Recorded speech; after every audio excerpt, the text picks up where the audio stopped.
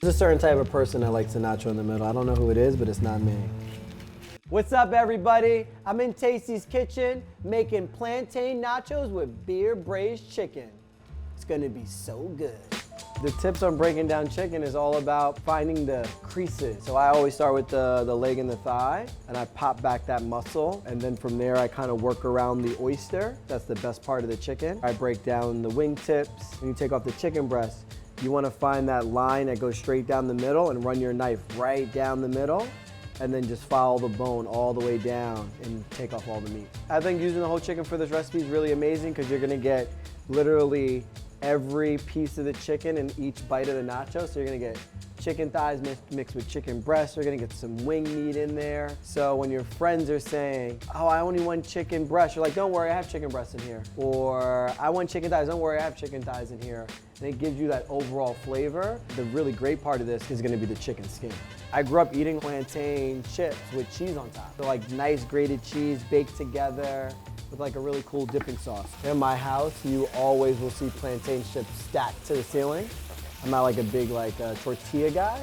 So when I'm thinking of nachos, I'm thinking plantain chips. And this is the showstopper. Like you show up to your friend's party with plantain nachos, they've never seen it before. And truly everybody's gonna run to the table and they're gonna want every piece of plantain, every piece of cheese and chicken together. So the beer braised technique is the beer is injecting all that really good flavor into the chicken, and braising it is because I want the chicken to be super moist on top of the nachos. That's why I'm using the braising technique. Avocado yogurt, it gives it a nice creamy balance, but it has the flavor that you would get in guacamole. So lemon juice or lime juice, a little bit of spice. This is sour cream on steroids. I'm giving you everything you want in nachos, slightly in a different way. We're gonna reduce this down into a pan sauce and we're gonna fold this back into the chicken so we get all the flavor. I want the nacho on the outside because I wanna get all that cheese. I want that like nice big chunk. The nacho in the middle, there's a certain type of person that likes the nacho in the middle. I don't know who it is, but it's not me. I'm black beans all day.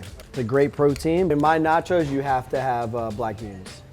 So now I'm gonna add a little chicken. So the cheese, a little cheddar, pepper jack, mozzarella. This is my favorite 3 cheeses. I think it's the best 3 cheese blend.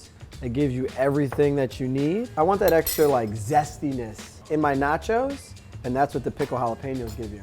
Pepper jack is the best hidden gem, but it also just, the cheese melts amazing. It gives you like that nice extra flavor in the nachos. You can't make nachos without pepper jack.